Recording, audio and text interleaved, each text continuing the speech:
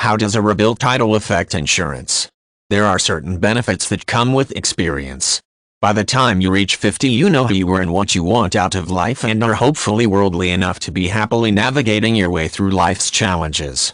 Some industries readily acknowledge your achievements and reward the over 50s with appropriate benefits. The car insurance industry is perhaps the most obvious example.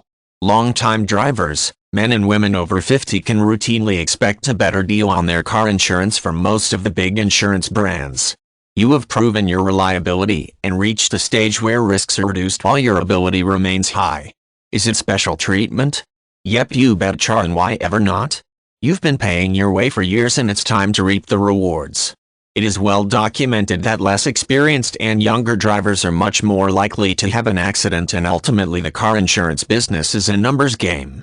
The actuaries are charged with the task of minimizing risk for their companies, and the other side of that coin is by attracting lower-risk drivers with attractive premiums, so both sides win. The over 50s with their lower car insurance premiums and the company with its portfolio of attractive risk customers.